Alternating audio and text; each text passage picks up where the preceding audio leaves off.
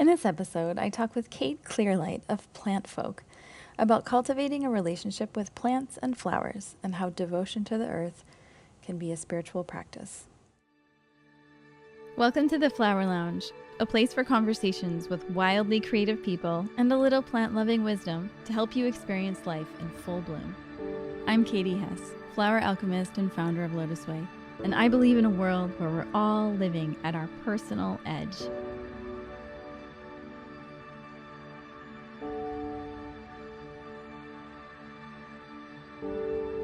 Welcome to the Flowerlounge Podcast. I'm sitting with Kate Clearlight, who is currently in Taos, New Mexico. And Kate is a folk herbalist, an herb gardener, a woods wanderer, a medicine maker, a flower lover, and a devoted believer in the cosmic healing powers of our wild allies. With an approach to herbal medicine deeply interwoven with honoring the plant spirits, she crafts plant medicine as a bridge to help connect people with the joy and magic of the green world. Kate is the founder and formulator at Plant Folk Apothecary, and she currently resides in the mystical high desert lands of Taos, New Mexico. Kate, thanks for being with us. It's such an honor to be here. I first discovered Kate by looking at her Instagram page, which is incredibly beautiful. If you're not already following her, check it out at Plant Folk on Instagram. She has a ton of followers, and when you see her page, you'll see why, because she has amazing, gorgeous photos of her flower-filled garden lifestyle. But first, before we get into that, Kate, I wanted to do this exercise that we do at the beginning of every podcast, and that is to have you close your eyes and go back to a time in your childhood where you played around flowers or plants or trees, and just think about what you were up to at the time, who you were with. See if you can identify a favorite flower or botanical, and reflect on the 3 words you would use to describe your favorite. And then whenever you're ready, you can open your eyes and share everything about what you're thinking and your favorite and your 3 words. Well, first of all, asking a plant person their favorite plant is like the funniest question ever. It's a terrible question, actually. Let's not say favorite. Let's say like the one that springs into your mind first. Totally. No, it's an amazing question because I could go on for days, basically. But what came to mind instantly, which is such a beautiful memory, is I grew up in northern Vermont in a forest full of sugar maples, and I just had this memory of just being at the base of this little grove of sugar maples, and we were making like mud potions and mud pies with, I think, my sister and one of our neighbors. And the feeling of that is just, those trees are just the most nurturing. Obviously, it's where maple syrup comes from, and it's also the reason that Vermont has this light show in the fall when the leaves change colors. But what I think the 3 words that come to mind in that memory are just nurturing, luminous, and just this like feminine heart, like this ultimate, just generous, nurturing, loving energy. Very cool. Okay, because what we find is that the way you describe your childhood favorite describes the way that you bring your greatest gifts into the world. Nurturing, luminous, feminine heart, generous, and loving. Does that sound like you? Oh, I hope so. I mean, that's probably what I strive to. But that's a really beautiful way to kind of trick people into complimenting themselves. Trick them into exposing themselves. Definitely align with aspiring, and as a teacher, the sugar maple definitely models that, so definitely do align with it. Speaking of plants, since you are such a plant lover, what are you growing in your garden right now? So we're recording this at the end of February. We probably won't air until sometime in March or April, but what are you growing in your garden these days? Oh my goodness. So yeah, we have a lot. And we have a little tiny veggie garden, and then the rest of the gardens are a combination of medicinal herbs that we use in some of the plant folk products. And then the rest are basically flowers and plants that we're just growing just for the sake of beauty, just for their presence. My neighbors walk by and they're like, what are you doing with all these flowers? And I don't really have an answer for them. But, so what am I growing this year that I'm excited about? I could answer that instead of just listing hundreds of plants out there. But I'm always really excited to grow the medicinals that we like drink as tea every day, because those are like that relationship, that those daily tonic herbs is just, there's really no more gratifying of a feeling than growing your tea that you drink every day. So holy basil and tulsi is just an absolute joy to grow every single year. I hope to grow that plant for the rest of my life. I'm growing a few different varieties, but also we're going to try to grow saffron this year, which we planted the bulbs last fall. And so we'll see what happens. And then also a patch of, oops, sorry. I was going to say, so are you going to like pluck out all the little individual yellow strands? And we will probably only get, a few, but I'm just excited to offer that plant presence and just to try. And then we're going to also put in a sweetgrass patch this year, which I'm very excited. Oh, that's cool. Yeah. Like for burning? Yeah, but the rest, for burning and just for offering it presence as much as possible. I definitely am not going to harvest it to sell at all, but just to give it the presence and to get to know it in person. Yeah, most of the plants out there, I have to say, we're growing really just for the sake of having their presence and cultivating the relationship. It's not so much like a functional gardening situation. I love that. It's been a really beautiful process. Yeah. Tell us, or tell the listeners, if you can share about what are your favorite medicinal effects of Tulsi, holy basil? Like what is it that you're so, what captivates you so much about that particular plant?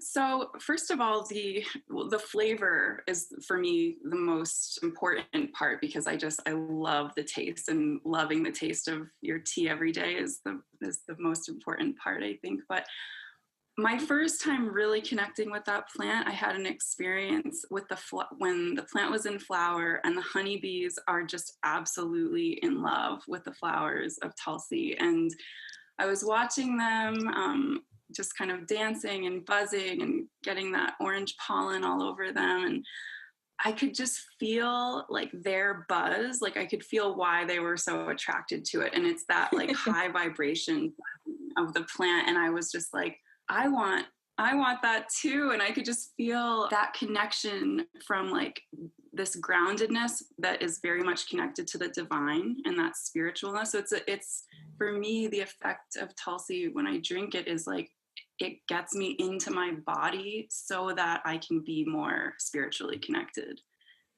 So it's just, so that helps in all aspects of life, basically. I can't think of like a more important herb, to be honest. Wow. But, yeah. And what has you so captivated about saffron? I love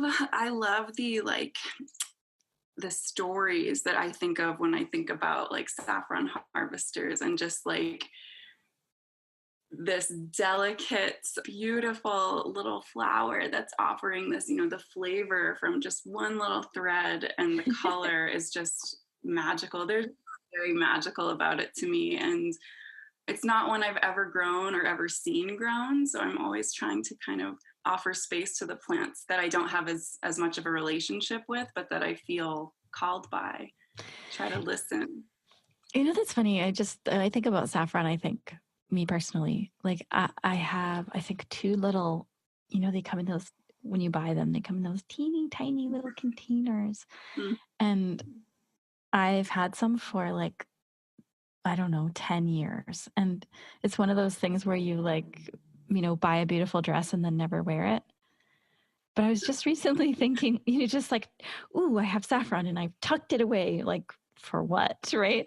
So I was just thinking the other day, like, I want to start making evening time milks, not like oat milk with yummy golden saffron and other yummy things. And, that concept of like really nurturing yourself. And even if it's like super precious in a teeny tiny little box, like do it today. Don't wait for never. Can you relate? Yes, it definitely has this very precious vibration going on. And there's so much medicine in it as well. So just one little thread added to your golden milk, that is just such a gift. And yeah, I want to do it tonight. Yeah. Okay. So we'll make a pact. We're both going to do this tonight. Remind me, because I actually don't even remember, what are the benefits of saffron besides, beautiful glow in skin and that type of thing? What are the health benefits of saffron? To be honest, I actually have never used it in like an actual medicinal way. The way that I've worked with it the most, not even internally, but is in like perfuming and things like that because of that fragrance. Right. Yeah, but I know that when you make an infusion with it, it's like this incredible color. And so there's all of these like bioflavonoids and antioxidants going on. Other than that, I'm not really sure what the actual constituents are and have not used it that way. I just like know that there is this like serious magic locked in it. Right. The golden glow from the inside out. Okay. We have a pact now. You and I are going to make saffron milk tonight, and we're going to discover some new benefits. So just like sort of shifting a little bit. Well, no, I do want to ask you, tell me 3 flowers that you grow in your garden, just sheer beauty purposes, no medicinal function, you just love the way it looks. So the one that comes to mind that I have a huge patch of is Queen Anne's lace. And that obviously there is a lot of medicine in the seeds of Queen Anne's lace and in the oil. But I don't grow it for any purpose other than just the beauty of it and the medicine of its presence. And, the flower essence is often said to help like increase vision and clairvoyance. And it does so by way of, it's wild carrot. So it has this taproot. So the way that I like feel it working its medicine is like it helps us ground into the earth, and that helps in that grounding. It helps unlock this innate intuition that we all have. And so I really feel that presence, which is so funny because it is wild carrot. And when you think about carrots, they're said to be like the vegetable for eyesight. So it's like there's still that vision piece. Totally. Yeah, so Queen Anne's lace I will grow forever, and it's spreading all over our garden. I haven't really seen it in New Mexico growing it all anywhere, but it's all over our gardens, and I'm just basically anywhere it pops up, I'm letting it do its thing, because I just think that medicine of helping us remember that intuitive, trusting our intuition and trusting that we know a lot more and can see a lot more than we think. That medicine is so important to me. And okay, so another one that we grow just for beauty, it's hard to pick actually, because then they all end up having like kind of like secondary uses or things like that. Like I'll end up making flower essences with most of them, but clary sage, I would say, and again, like I do make elixirs and infused oils with it, but really the main purpose that we're growing it is for its presence. It's like this ecstatically joyful, beautiful, bubbly presence that is just like contagious to be around. You just feel happy in its presence. And I actually was just in the garden before this call and found little babies sprouting up, and it's still winter and there's snow out, but I saw these little babies that had set seed from last year, and I got so excited. They're so fuzzy. And let's see, number 3, just for beauty. Let's see, like the poppies, all the poppies. I just, I love them so much. And there's this I'm like getting excited just thinking about them, but watching them open, like the process of the whole process of the buds opening and this papery thing, and the petals fall off in a day. It's just like, it's like a treasure every morning when they're blooming. So yeah, but there are probably another like 20 flowers that we are growing just for the sake of their beauty. But And what's your growing season in Taos? so we start planting things in May, and that's around, we usually, some of the more sensitive ones we cover with row cover until June, just to like make sure that they're not going to get nipped by a frost. And then it starts to wind down in about October. So we're definitely in winter right now, but I have the greenhouse, we have like arugula and spinach and some edible flowers in there that we keep going all winter. And how many people, like, do you have a team, or is it just you, or how many people do you have looking after your garden? Yeah, it's literally just my partner and I. Is it like a full-time job? Kind of. It could be. Yeah, it could be. We both we both have other jobs, but in every spare moment of the summer, that's where we are. We're out in the garden. Yeah. Wow. It's a lot of work, but it's also just like our prayer and our most joyful time is being out there. So we're really receiving more than we're putting in. Yeah. So what are you growing in your life right now? What am I growing? I want to say, when I think about that, what instantly came to mind was I went on a vision fast for the first time in my life this past fall. And it was kind of this like culmination to the past year of like a lot of kind of difficult things happening and just challenging things and shifting and just feeling like I was looking for what I was growing and what was next, because a lot of the seeds that I've planted, like with Plant Folk and now the gardens, they're kind of like just doing their own thing, and I'm just sort of caretaking them. So from this experience on this vision fast, I've kind of entered into this space where I feel like I like amended the soil of myself, and I'm still waiting to see like what's sprouting up and what's growing. And I almost feel like more excited about that space than actually knowing what's coming. Like I feel like I've opened the space, and I'm just like, now I'm just being led by this mysterious unknowing. But I know that something is like germinating with the gardens and with like creating a space to like welcome people into the gardens and classes and things like that. I feel it sort of slowly germinating, and I'm just waiting to see how that one will unfold. But I know it's super important work, and there's a long list of people who are dying to come visit and sit with the plants. And so I feel like that's what I'm putting out there and just wait to see how it unfolds. That's a cool experience. I'm having that myself with the building that we acquired last fall, and like putting into practice you don't have to have a master plan, and not knowing what you're doing 8 or 10 steps ahead. Like really just, what am I doing now? And then next, and then next. And in some ways it feels like counterproductive to create a whole huge plan, because if you get to step 2, you might take like a real severe turn left, right? That you just couldn't have planned 10 steps out. Does that make sense? Totally. Yeah. Sometimes the trusting and just like continuing to do your good work every day from your heart and just waiting to see, that's like, it gets really fun that way to watch it unfold. True. Yeah. So I get the sense that you are like super devoted to your plants and like you call the medicine or the wisdom that they bring into your lives. Tell me more about your devotion to plants. Like, where did that come from, and how do you experience that?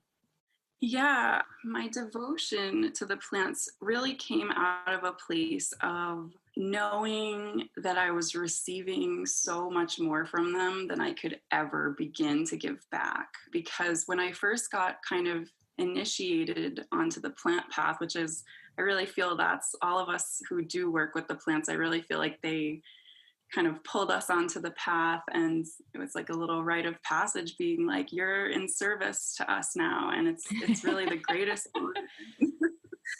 um, we were like, we're all just employees It's of like the having, flowers and the I was going to plants say, that it's just like help. having a new boss. But they're the best boss ever, and they're so loving and just the most generous beings in the world. So like getting pulled onto that path, I think I was like around 20 when it first started really unfolding. And then Plant Folk came into being with offering these products. And that was really a huge moment for me, like feeling people really like receiving these products and wanting them and having this gratitude. And that was a moment for me where I was just like, how am I ever going? I started to kind of get nervous because I was just like, how am I ever going to say thank you to the plants enough for like this, all these gifts that they're showering me and all of us with on a daily basis. So basically, as I started to try to figure out how to say thank you, it was really just this question of like, how do you reciprocate? And that becomes a path of that does become a path of devotion and selfless service, because it's this love affair that no matter how much I try to give them, which I'm trying to do through planting them, through having these gardens, that was like my attempt at offering them space and showing them how much I love them. I'm still receiving so much more than I feel like I'm giving. But that's the nature of true reciprocity, is that you give and you always receive it back. And so it's a path that I'm so honored to be on. And I know that I will spend the rest of my life trying to figure out how to keep showing them how grateful I am and trying to come up with new ways every day. So I'm always making mandalas or sprinkling rose petals or leaving crystals or just whatever I can do to really try to say thank you. It's just like, it's a constant devotion. And it offered me this daily practice of this spirituality that I never really had in my life. Like I was always kind of connected to the earth and felt this sort of spiritual connection, but I never had a daily practice. So I really feel like the plants have kind of like have opened that up for me. And it is totally a devotion and a constant learning process of how to be even more devoted and how to be a better steward and a better friend to them. I love how Mother Nature is just so, it's like there's so much abundance.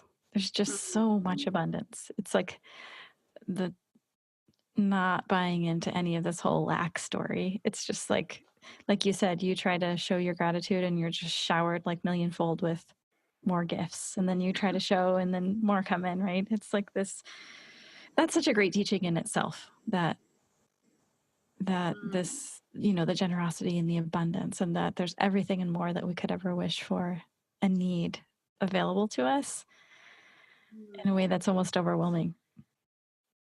It is overwhelming for sure. Yeah, and it's just an endless treasure hunt. You go outside and you start learning how to listen and start like noticing the beauty in the little details and just trying to always like appreciate it, because that's really the best gift we can, it's really not about giving anything back. It's really about just showing up with presence and connection, and it's really as simple as that. Yeah. So if somebody listening were like, oh yeah, I want to feel more connected in nature, I want to have a daily practice, I want to like spark my spirituality in nature, what would you advise them to where to start? Yeah, I would say just go sit with anything, a tree, a stone, a river, a plant, a mountain, whatever it is.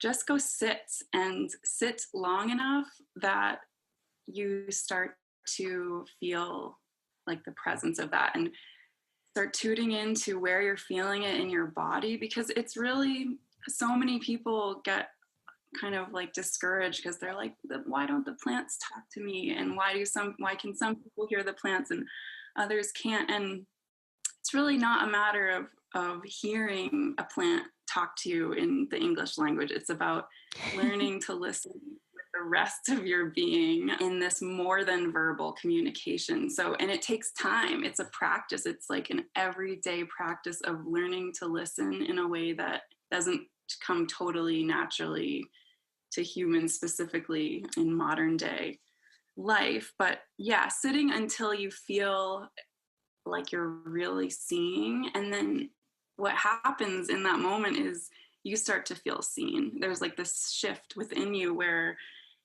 it goes from like you just looking at something to like you really feeling this exchange and this connection going on, this deepening of that. And there really is no greater feeling, and you can't miss it when you feel seen by something in the natural world, especially like a plant or a tree.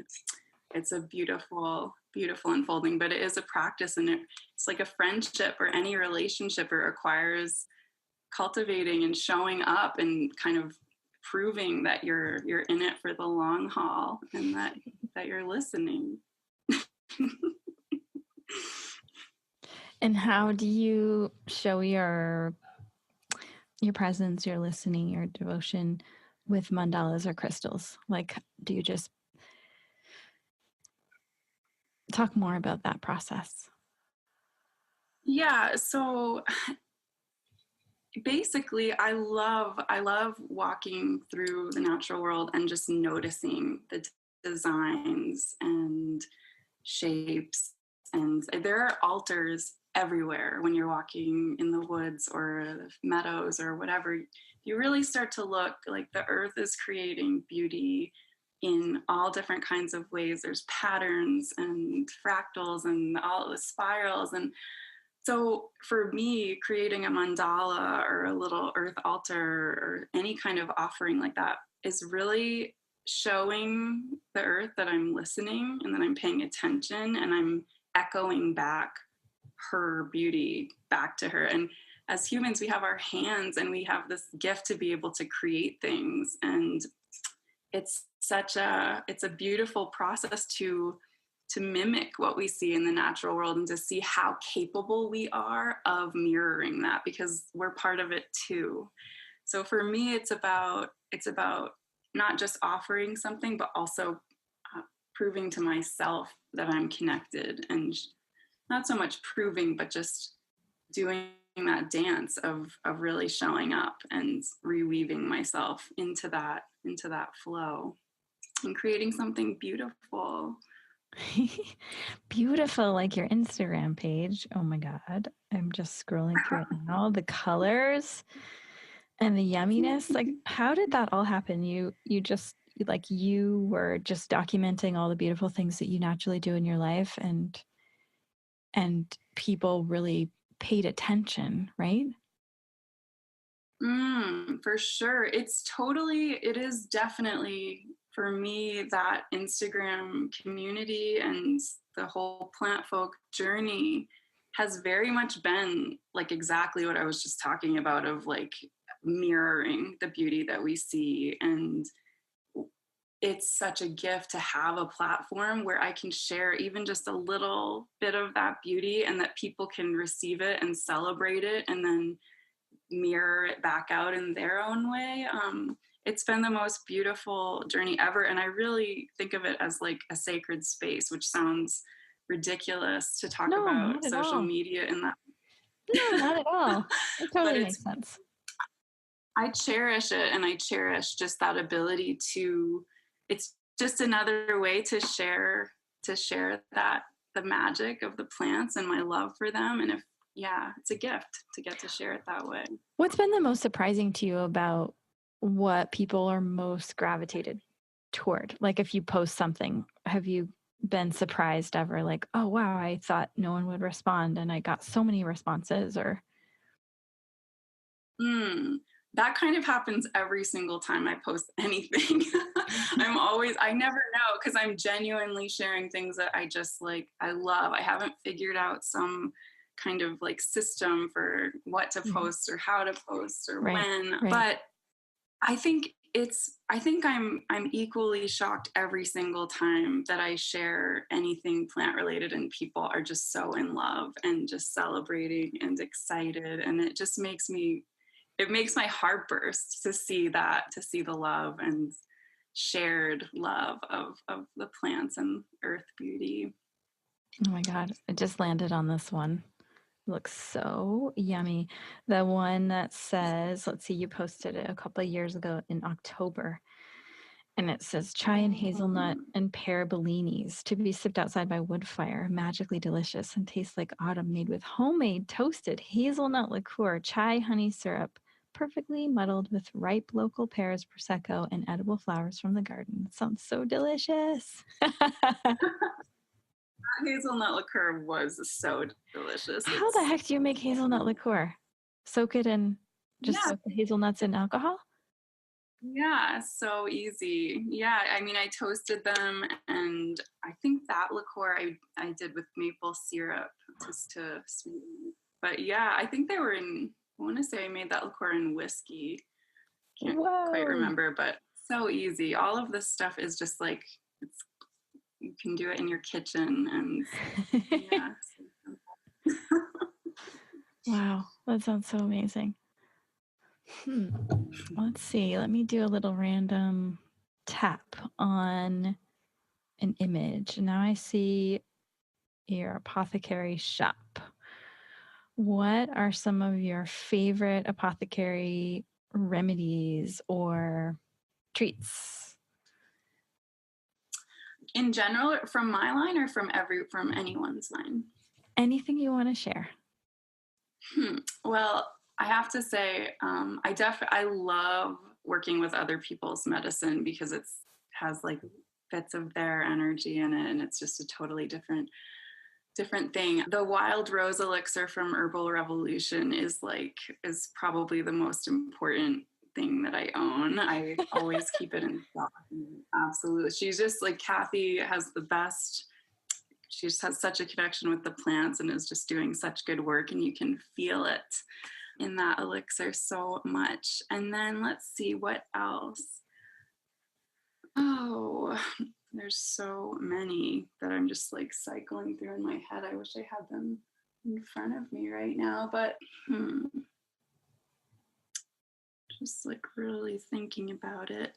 Well, I'm going to say, even though I grow Tulsi, and this actually isn't an apothecary remedy, but it's the Tulsi from Zach Wood's herb farm, and basically any of the dried herbs from there, but I actually made a Tulsi elixir with their Tulsi. And again, even though I grow my own and it's really beautiful, there's just like something about the Tulsi from their farm and the medicine that Jeff and Mel are cultivating over there, so that the elixir that I made with their Tulsi is very special to me. And then I'm gonna say, it's like the hardest question ever. I'm like filing through like thousands of things. I'm gonna say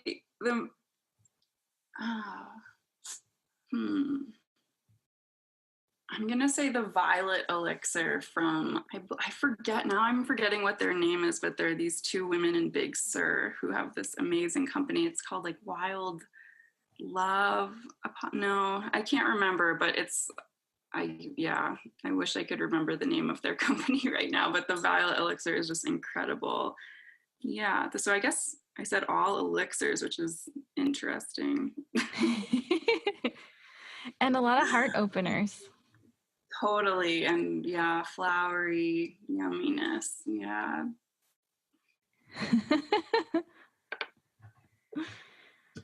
And then I also noticed you have either you build or you have like all these gorgeous structures like cabins and teepees and tents, and do you have right? Like, do you have those on your land, or how are you?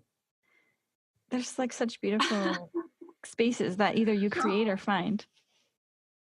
I think I'm finding most of them. They're not in we have a greenhouse, and that is definitely one of my favorite little hangout spaces in the world. And we do have a yurt, but all of the other structures, I'm a big fan of magical spaces. And so whenever I travel or just wherever, I'm always looking for little like huts to hang out in, or yeah. And I do have a soul pad, a tent that I bring everywhere with me when I'm camping. It's such a place. But I think most of the structures that, at least that I posted on Instagram, are just random little hidden gems around the Southwest mostly. So what would you recommend to someone who was looking to experience more magic in their life? Well, first of all, this might sound like a really simple kind of an answer, but I think a really good first step is to start working with flower essences. Can plug your line here, your beautiful products.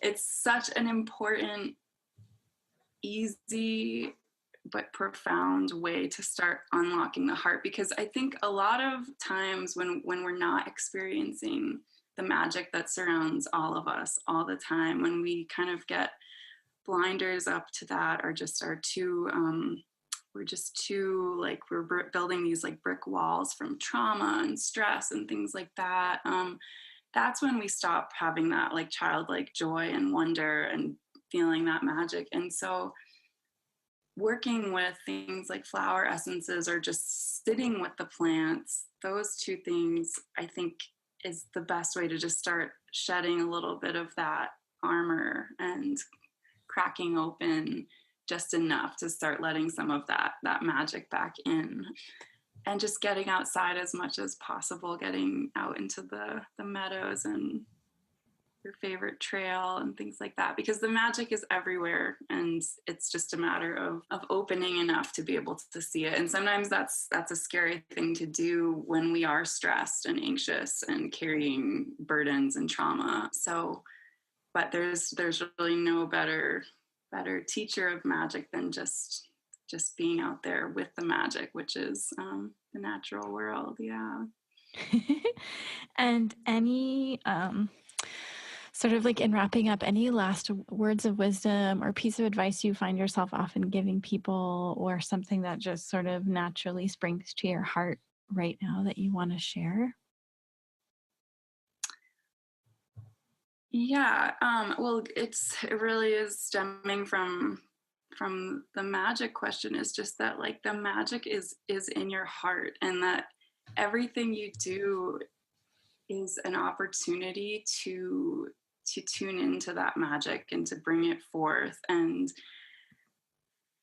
learning to trust that your gifts are completely unique to you. There's so much, especially with social media, Instagram world, there's so much similar content, and I feel like people are losing their way a little bit because of this desire to kind of be successful or just give people what they want to see or something like that. But the greatest beauty comes from people's like often like weird or funky, unique individual gifts that only exist in their own hearts. And so that's where something like Queen Anne's lace and these types of just flower remedies and things like that start to really help with that, of returning ourselves to the center of trusting in our own unique gifts, because everyone has them and they're so needed. There's not a person on the planet who doesn't have something that we need them to share with us. So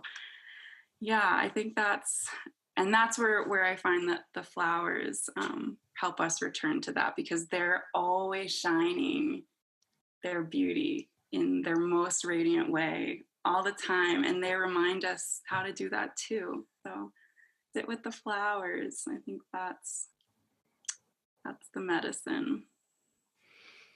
Sit with the flowers. That's the medicine. I love that. So thank you, Kate, for taking the time to spend with us. And for those of you listening, definitely check out Plant Folk on Instagram. And then her website is plantfolkapothecary.com. Kate makes some really exquisite and beautiful products, so definitely check them out as well. Is there anything else that you want to add, Kate? No, just thank you so much for having me. It's such an honor and just always a delight to get to talk about the plants and this work that we do and keep spreading the plant love. Thank you so much for having me. Oh my gosh, of course. I hope one day I can come and see you. I'm not too far away. I was just like thinking, 40 minutes ago, I was talking to our acupuncturist saying, like, maybe we should go to Santa Fe this weekend. And Taos isn't that far. So hopefully sometime I'll be able to come and meet with you soon in person. Please, the gardens. I feel like the gardens are getting excited just at the thought of you coming to visit. They would be so please do. That sounds lovely. Okay. Well, let's make that happen. Sounds good. Can't wait. You.